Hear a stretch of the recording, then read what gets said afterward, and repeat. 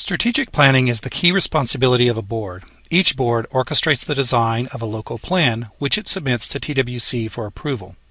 Once approved, the plan is forwarded to the Texas Workforce Investment Council for recommendation to the governor. Once approved by the governor, the plan becomes a state-approved local plan. The plan includes both a strategic and an operational component, with federal law requiring that certain sections of the plan be modified periodically. The plan must demonstrate that operations are designed to meet the skill needs of local employers and industries for competitiveness in the marketplace. Strategic planning is your board's essential foundation for local workforce development. It is the culmination of long-term goal setting, future-oriented thinking, and sound decision-making. The strategic plan establishes a path between the present and the vision for the future. The goal of strategic planning is to develop a vision and mission for your board, determine performance indicators for fulfilling that vision and mission, and outline the steps necessary for meeting those performance outcomes. The following are key steps in the strategic planning process for workforce development. Setting the local mission, goals, and objectives. Assessing the skill needs and expectations of employers and local elected officials in the workforce area. Assessing the past, present, and future development of job seekers and the workforce in the area. Analyzing regional and local labor markets and influence of state, national, and international economic factors and trends. Analyzing the influence of state and federal law as factors that affect the needs of employers and residents of the workforce area. Identifying the gaps between the skill, needs, and the capacity of the workforce to address those needs. Developing service strategies, identifying and aligning resources, identifying the performance indicators and measurements to gauge progress and judge success.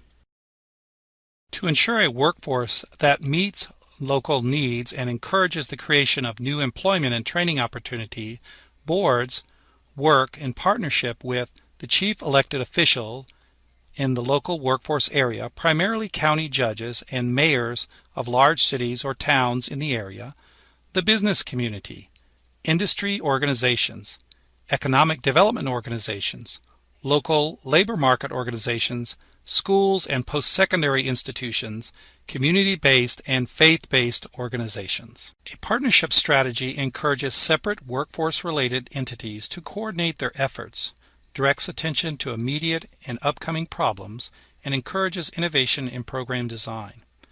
This community-wide plan must necessarily involve the input and cooperation of many local players, including local officials, business, and community leaders, and the general public. Boards must plan a broad strategy that best allocates resources from many sources. Effective planning for the alignment and allocation of local resources is a critical board activity. This means the board must be able to communicate its vision. The board's ability to be effective depends on its reputation as a voice for employers and its standing in the community as a knowledgeable, impartial, and effective body. Become comfortable acting in the political arena much as any other public agency or board. The knowledge and influence of the board's members are its greatest assets.